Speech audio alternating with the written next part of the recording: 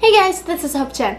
Welcome to my channel. So today I'm going to teach you guys how to make two different types of Chinese/Taiwanese dishes. First, I wanted to address that this is my first English video and English is not my first language, so be nice. Now it's breakfast time. I am going to make the traditional Taiwanese egg crepe, which is called 蛋饼 in Mandarin. This is basically the most common Taiwanese breakfast that I had it almost every day in high school. Even in the summer when I flew back to Taiwan for vacation, I would have 蛋饼like every day. After I moved to Cali, I found out that they carried this frozen egg crepe in French 99 and H Mart.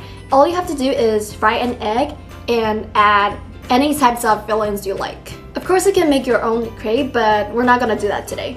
First, you would need to mix an egg with a spoon of corn. I usually get canned corn because I am really lazy. Then you will need a frying pan and heat a drizzle of cooking oil. After it is heated, pour the egg and corn mix in the pan. Now put the frozen crepe on the top of the egg while it is still in a liquidish form. I would press the crepe multiple times to make sure the egg is glued on it. This will make it easier to flip the crepe later.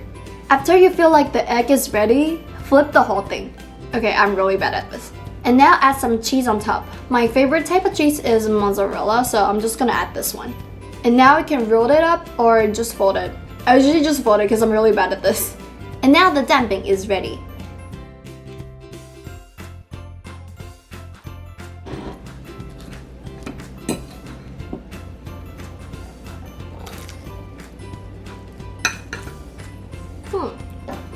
This is really good. I don't usually have time to make breakfast like this, but it is really simple. This one's with the corn, but you can always change it to bacon or even hash brown. This is really good. Now it is lunchtime. I'm going to use my rice cooker to make preserved egg and pork porridge. In Mandarin, it's called 皮蛋瘦肉粥. It is really easy to make even if you don't have a rice cooker. If you don't have a rice cooker, just get a pot instead. A lot of you might not know what a preserved egg is. To be honest, I don't really know how to explain the taste of it. The yolk is a bit green and it's in a liquidish form. The rest of the egg is red and okay, you really need to try it yourself, but I wouldn't recommend trying the preserved egg alone. You have to try it with other sides like you can try it with tofu, they made it with salad. And you can also try the preserved egg with porridge, which is the dish I'm making right now. The first step to do is marinate the pork.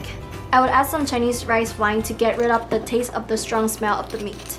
Marinate the pork with some salt and Chinese white pepper. Let's just set this aside to flavor the pork.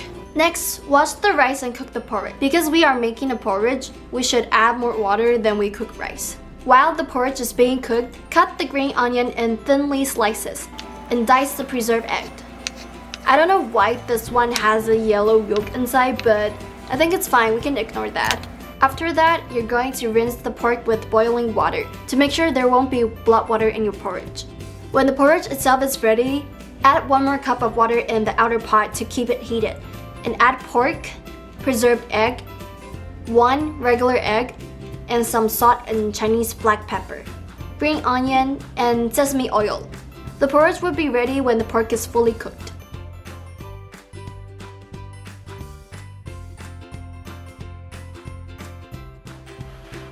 It's really hot.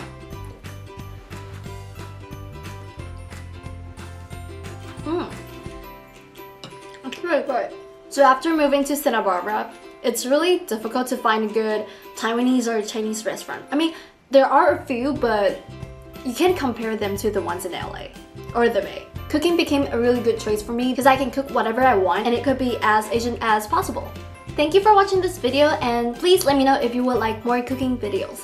Yeah, and that's a wrap. If you guys want to follow me on social, I will put my Instagram account here. So here's my Instagram account and this is my baking account. Alright, thank you for watching this video again and I will see you guys in 2 weeks or next week. Bye! 最后不要拍英文影片，好累哦。